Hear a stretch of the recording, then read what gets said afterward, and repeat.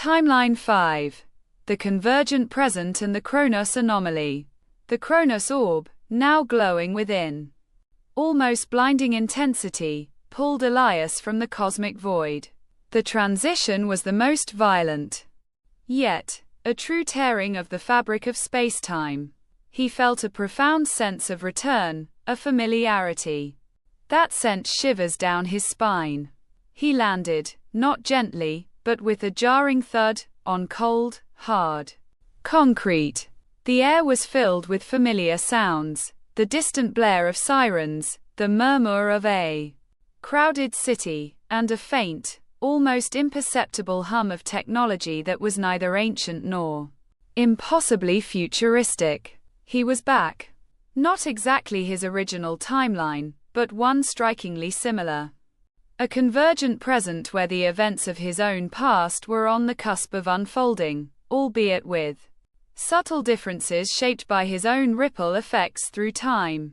The skyscrapers were modern, sleek, but worn, scarred by conflict.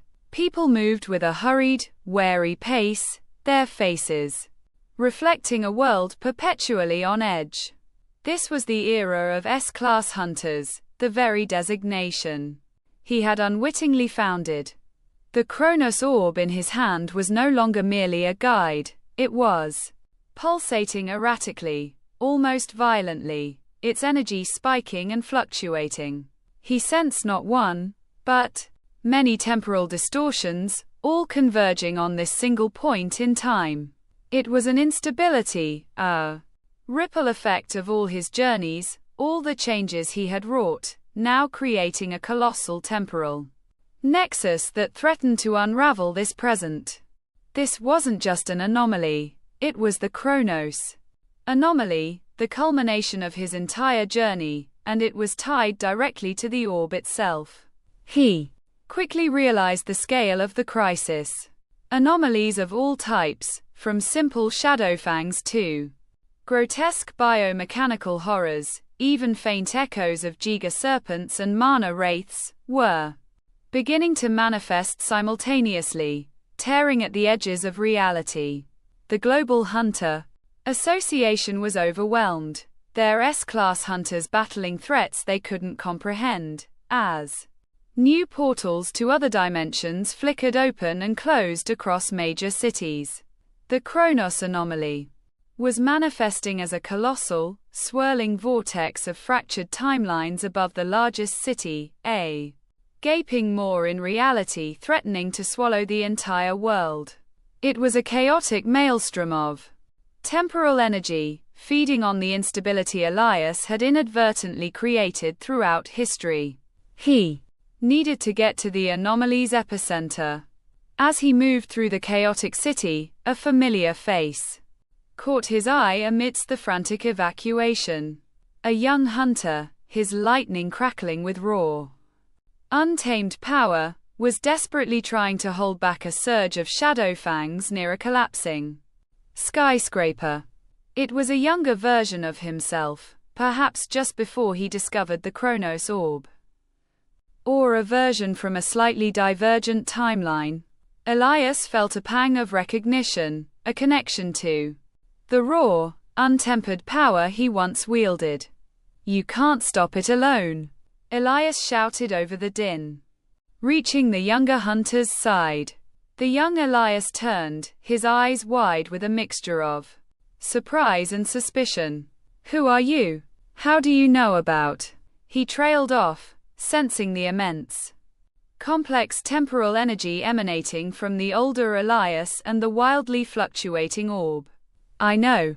Because I've seen it all," Elias said, his voice imbued with the wisdom of millennia. "This isn't just an anomaly.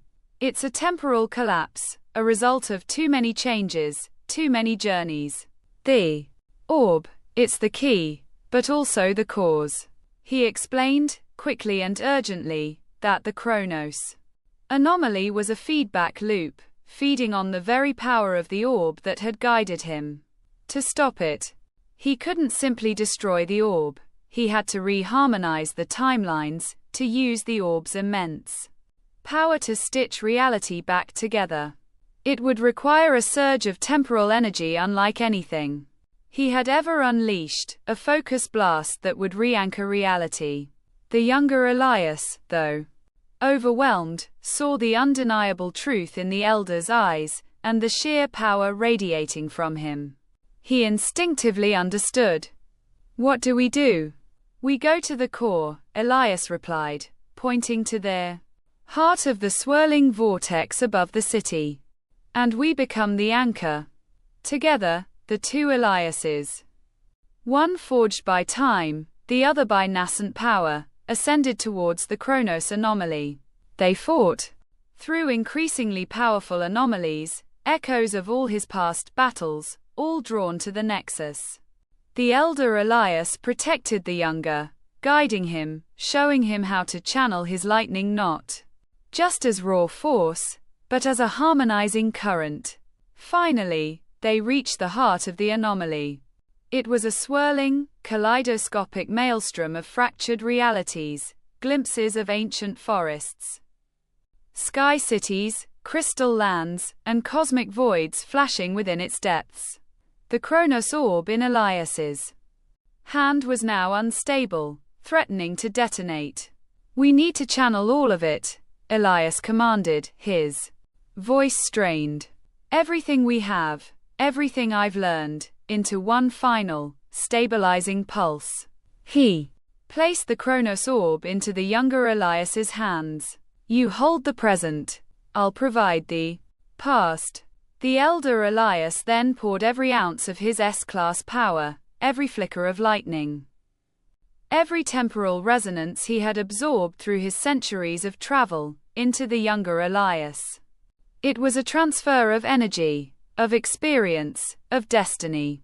The younger Elias, momentarily overwhelmed, screamed as the immense power flowed through him, his lightning becoming pure temporal energy, a conduit for all of Elias's accumulated wisdom. Together, they unleashed a single, titanic wave of harmonized temporal lightning into the heart of the Chronos anomaly. It wasn't an explosion, but an implosion of chaos, a soothing balm of pure, stabilized reality. The swirling vortex began to shrink, the flickering portals closed, and the anomalies across the city vanished, pulled back into their proper places in the fixed flow of time.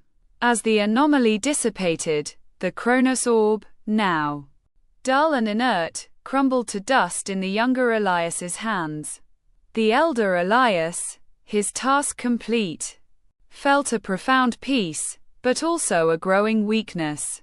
His body, having expelled centuries of accumulated temporal energy, began to shimmer, becoming translucent.